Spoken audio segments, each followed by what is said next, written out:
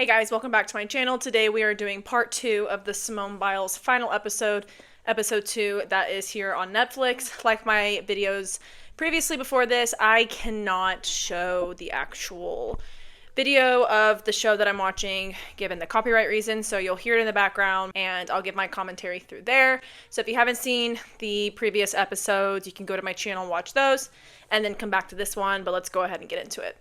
Me and Simone fought all the time. All the time. Silent warning. Get her. 10-5. When we were younger, I thought it was oh my god, she's so bossy. Yeah, okay. Bossy, I would say protective. Press is on. We're in foster care together, so I felt like she was my little kid, so I think that's where some of the bossiness came from. I need to be on that side. No, you don't. Now I know it's she was trying to protect me, so I think there was a big sister thing. With taking in my sister and I when we were younger.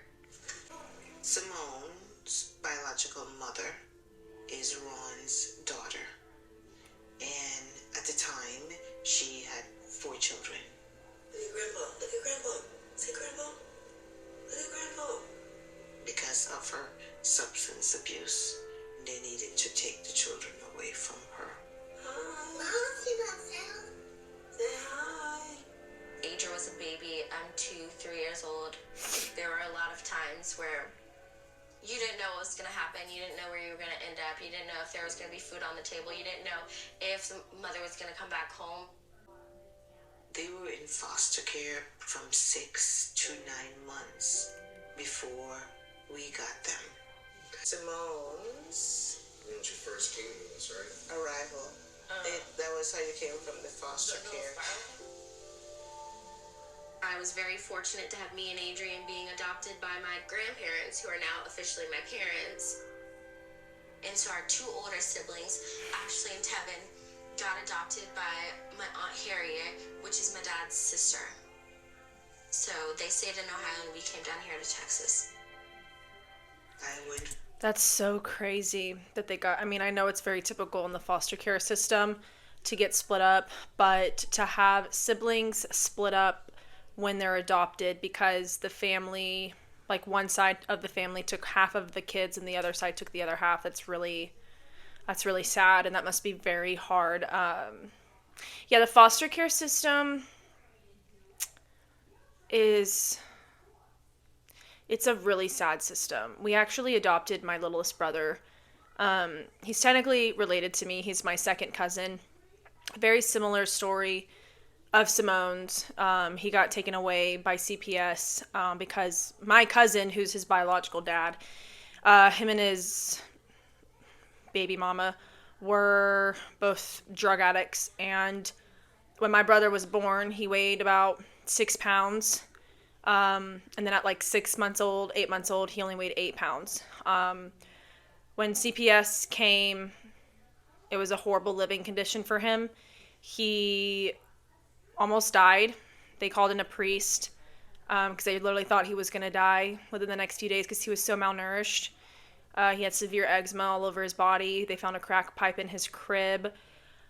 The living conditions, there were animal feces everywhere. The windows were broken in. It was just an awful, awful living condition. So he got taken into foster care system, and he was there same about time she was, about 6 months, maybe less.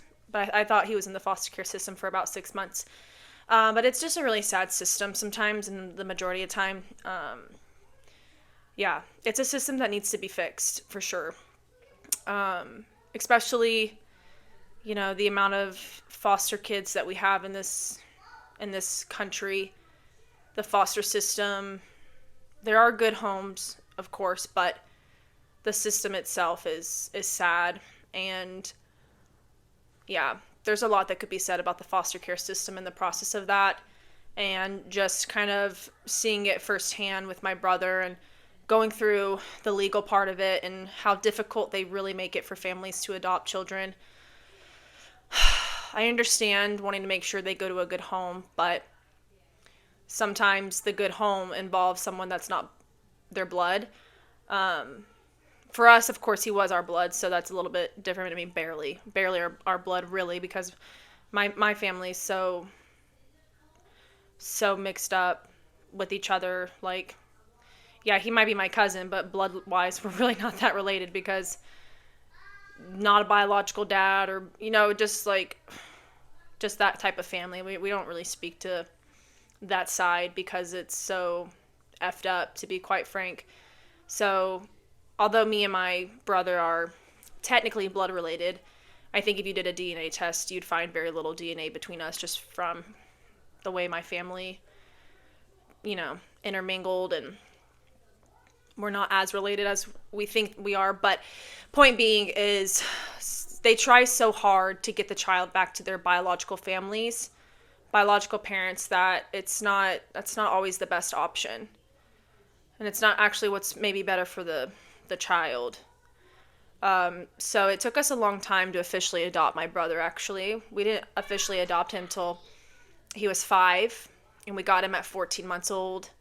I actually taught him to walk the night that he came to us, and we couldn't legally adopt him till he was 5 because the system and also his biological parents didn't want to give up their rights, even though they didn't want anything to do with him. They just kind of wanted to keep that power and not give that up, but they didn't really care for him or actually love him, because if they did, they would have done more to help us with him, or they would have realized that we were a better suited family for him that could, he won't have a crack pipe in his crib if he lives with us. He'll have a stable home. He'll have actual unconditional love and care. So when I see the foster care system, I'm like, man, there's a lot about it that's really sad and it's really hard. And I think unless you've had an interaction with the actual foster care system and the CPS and visitations and all of these things, like, you don't really understand how sad and dark the system is. So it's really sad. I guess because I empathize with her a lot on that sense of, like, because it's, my brother, and having firsthand experience with it, and that's just from a sibling perspective. So I can't imagine how difficult it must have been on her subconsciously, and maybe now she realizes how difficult it was on her as a child. But I can't imagine how difficult it must have been as a kid to be in the system and then get split up through adoptions. It's really sad. From their family with grandma, and then when the time came of being called mom, that's a powerful word. And that was probably the hardest thing for them to do, is not only bring us in, but to see if they could repair our trauma. Yeah, but I remember going to the foster home. But sometimes you don't get to stay together. Because the first time you were separated.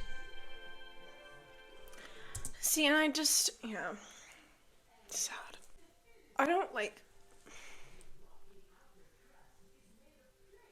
you can just kind of see in her eyes, like, how hard that must have been. And it's just sad. Like, kids are very resilient and very strong, but they're still kids. And so I couldn't imagine, like, how scared they must have been. Just getting taken into a stranger's home and your siblings aren't with you or you've been separated. It's just like,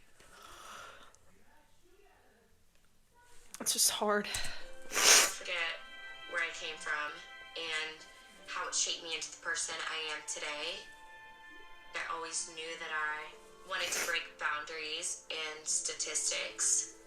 Whenever you're in foster care and you come out of it, the odds are against you. So for me, I was kind of always that kid.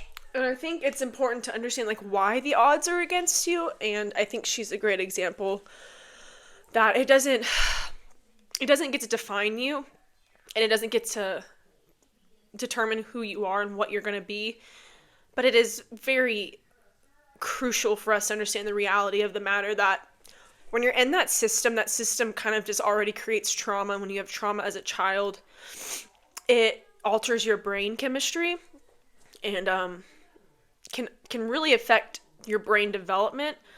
And I've seen that with my brother. I mean, I think he also, is the way he is because the first year of a child's life is like one of the most important years of their life between development and all of those things. Like it's so important for them to have love and to feel to have a just have like that's literally it. Just like love. Like they just need care and a bond, and they need they need that their parent there that will smile with them, laugh with them, feed them, like all of these things that are so they don't seem crucial, like they really are. And I think I learned that when I had my son was I learned that the first year, all of those little things between even you just feeding them, that bond that is created there, when you make them laugh, when you tickle them, when you just make facial expressions at them, when you like all of this love that's involved, it really does affect them. And that's something my brother didn't get from for the first year. And so I can see it now affecting him in terms of just like his development. And these are things that people don't think about with the foster care system. Is it creates that trauma. And so because you have that trauma, any other person that isn't going through that, they may have like 3 mountains to climb through their life, because everybody has a mountain to climb in life. Like whether you've experienced trauma or not, like there's going to be something that's in your way that requires you to learn how to push through, persevere, and to get over something hard. And it's up to that person and whether they decide to climb the mountain or not. And the people that climb their mountains are the people that end up being successful and going places and doing great things. But when I see like Simone and my brother and people and just people that have gone through trauma, especially as children, like now they've been given 6 mountains to climb instead of 3, just as like, just a flippant example. And so that's what I feel like with her is like, some people might see and be like, yeah, but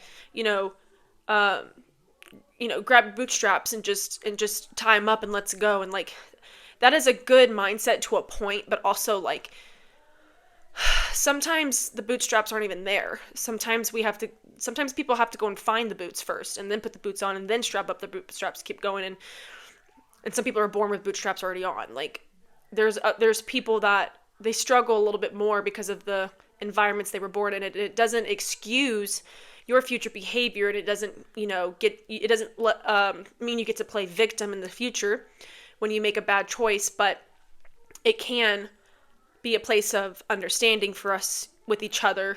And when you see someone like that, it's a good place to be graceful and empathetic, because they had a harder start and they've had to do a lot just to get to this point where you might have just started. Like you got to start here. They didn't get to start here. They had to start in a much harder place. And that's just life. Life's unfair. And sometimes people have to start really far behind, and it doesn't change you. You can still go be an amazing person, just like Simone, but it's still fair to remember they didn't start where you got to start.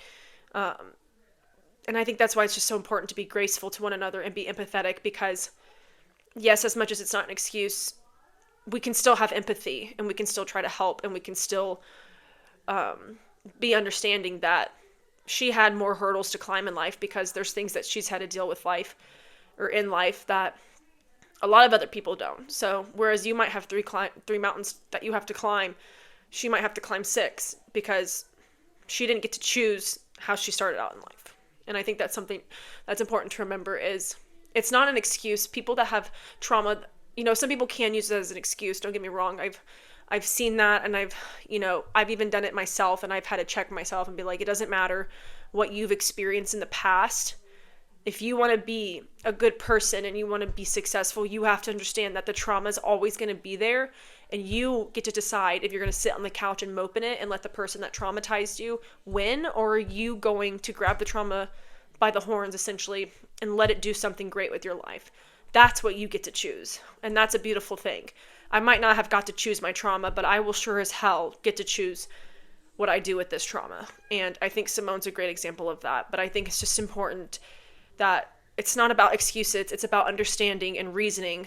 And then from there, we make our own choices and we get to decide what kind of life we're going to have through that, Somebody told me I couldn't through do that something, trauma. I would. Rose above those occasions. Not only does she feel good doing her sport, it gives her the control that only she has. And I think that she could control it because she could perfect it. I gotta stop crying in these videos, God. Then you elites, you can go. Yeah, it's fine. Go. So every time it's become the Olympic year, usually shortly after the ball drops, I have a little bit of a mental breakdown. And I didn't really have that this time. Back walkover and full walkovers. But last night, I will say, laying in bed, whenever I started thinking about the Olympics and everything, I kind of started to panic a lot. Like, my heart was like, and it took me a while to fall asleep, and I had to, like, calm myself down. And, I'm, like, it's stressed only out for her. January, and we still have months of preparation. Percent. Ready? Just knows how she feels every Olympic year because this will be the third Olympics. She's like got a shot of making the team, like third Olympics. It's so crazy. So she like knows, she's like, every Olympic year I feel this way. It's like the fact that she can say that, it's like the goatiest thing ever. That's it. We try to get some skills back and try to see if we can do different routine here and there. Here, and then instead of pushing away, go fall this way. I know it sounds outrageous, but like in the car, like you try not to get hurt. You try not to. I just like cannot get over to how close she sits to the steering wheel. She's so small. What do you mean? Down. Snap and fall down. So I just try to be like careful everywhere I go, rather than just like in the gym, which sounds insane, but like anything could happen. So it's just like you just want to have a perfect year. When you guys done level 10, you go on trampoline. The elites, you go on straps. I've had a lot of downtime in the gym. I was supporting Jonathan so much and going back and forth to Green Bay. So that was kind of like my off-season time. It's a beautiful day for football. Get in here. Smoke, can we get a selfie? You're welcome. Oh my god. These boys, they're probably like, I don't know, 14 to maybe 16. They literally just went, ah, and screamed after they got a picture with Simone. I love that. I love that. I feel like if you were to tell me It's just so cool to see, like, because you've always seen kids fawn over the big athletes that are, like, males, usually. And to now see girl and boy kids fanning over, like, a female athlete, it's just really cool to see.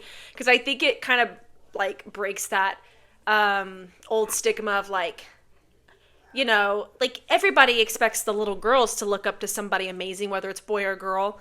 But when when you look at boys, it's like, you shouldn't look up to her. That's a woman. Like, blah, blah, blah, blah. You're a boy. You're going to be a man. Blah, blah, blah. And it's just like, no, like, little boys can look up to women too. Like, it's like, it's okay. It's okay for them to do that. Like, we can possess really great things to look up to that can also help them. So it's just really cool to see these, like, little boys. And I say little, 14 to 16, just fan over Simone. I'm like, oh my God. It's so cool. What? That just doesn't make sense for us as a newlywed. And yet here we are. She's so fashionable too. I love her. Hi, how are you? I love you. Good luck. Thank you. You warm? Yes. Good today, huh? Because I got my hand warmers. Thanks. You feel cute. I'm like geeking for her. He said, you look good, girl. Oh, Thanks. come here. I'll tie you on. It's nice to come to these games and to relate to the other girls and it not just be about Bro, gymnastics. if I were these other wives, I'd be like, I don't want to sit next to her. Because I'm kind of a loser compared to her. Somebody's gonna get mad at me for saying that. It's gonna be so mean. But like, for real, I'd be like, oh, your wife's Simone Biles? So what you're telling me is she's also just like cooler than your whole football team too. Oh, and she wants to sit next to me? No, thank you. I'm not cool enough to sit next to her. I like it because all the attention gets Like she'd sit down and she said try to relate. Sorry, honey, you cannot relate where you don't compare. You're too cool. How are you gonna relate to me? You're Simone Biles. I'm just kidding though. She really is very down to earth. Like she really is. Like I want to relate to other wives, but babes, you can't. You're Simone Biles. But she's just so sweet. Like I just don't like people with her status. Like she really is. I don't know how these things work. Like celebrity, like a I don't even know how to what it is. Like what is it? An A-list celebrity? Is she an A-list celebrity? Like I would imagine she is at this point. But most like celebrities and especially like A-list celebrities, they're kind of snotty. Like they have a god complex to them. And because people are always fawning over them, so it's almost impossible. I don't want to say almost. Like it's really easy to fall into that like I'm so much better than everybody else type of attitude because everybody keeps telling you that. And let's be honest, like I truly believe no one's better than anyone in terms of like just because you have these titles doesn't make you better than me. Like we all have, you know, value as human beings because, you know, for me, and like we're all created equally in the image of God. But to say like she's better than me just because she has medals, like that's kind of like really vain and very worldly materialistic. So, you know, and I say all of the like she's cooler than me, just like jokingly, but she is. She's pretty freaking cool. But I don't look at Simone Biles or any celebrity and be like, oh my God, they're so much better than me. Like, no. Guess what? We're all gonna die one day. We're all gonna be in the ground or burned to ash. You know, like I'm just like it doesn't matter at the end of the day. Like we all really are created equal. Like we're all human beings. But are some of us cooler than each other? Absolutely. And Simone Biles is one of them people. Going back to, I feel like some people really fall into thinking they're better than people simply because of their name and title. And I'm just like not down with that. But Simone, like even when I go to competitions and she sees me, she comes up and she still says hi to me. Like she really is so down to earth. Like she doesn't walk around with her nose in the air being like, screw you, don't talk to me. She's just so kind, and I appreciate that. He's made out the mud, so I'm proud of him. Look at their little chant. Go, Pat, go. It's kind of crazy to me how it's all panning out. Before I kind of thought like it was end all be all. My work done. Quality over quantity. After Worlds, I think I'm feeling a little bit more confident in the gym. So you want to put your blanket back here? No. Okay, I'm good. I'm more comfortable in my skills. I believe in myself a little bit more. I think so. Oh, they're going to camp. Oh, God, that brings back so many bad memories. The anxiety I would feel driving to the national team camp or, like, any Devo camp. Oh, it's awful.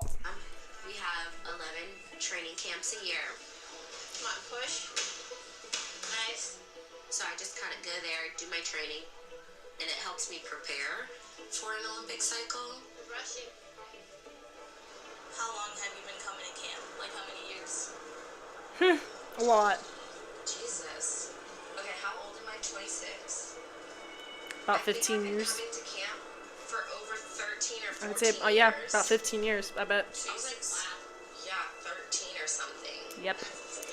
I was 11 at my first camp. I feel like camp is a little bit more free-spirited. So different it's not now. as strict as before. Yes. Yeah, it was hell. Started, I just remember going to my first camp, and they were usually held at the Curly Ranch. Hey girls, 2016. Oh my God, my hair is sticking up hearing that screech of a voice again. Ugh, Marta Curly. 6 months left to get ready for. I'm literally having really bad flashbacks right now. Oh God, it's such a dark aura. Sorry, I'm like way off the mic. Such a dark energy. God, that place was awful. Trash. The Olympics. Growing up in Like, look how miserable everyone looks. Everyone is like malnourished, no sleep, no fun. artist era, I felt like I kind of had to dim my personality. Why'd you have to dim your personality, Simone? Because you're a fun person. and there was no fun in gymnastics back then. Like, look how sad they all look. That's what we look like every day. Miserable. Look at our eyes. No hope. Be very important. USA Gymnastics brought the Carolis on as coaches to change Maggie. the system. And that's what they did. But They it sure came at a did very at a high price for the gymnasts. Yeah, horrible If you way. look back, Bella and Marta Caroli were hailed as this hero and the savior for the sport of gymnastics. They became like the standard of Okay, I feel like we're about to get into some really good meat and potatoes, so I'm going to stop the video here for the next part, but thanks you guys for watching.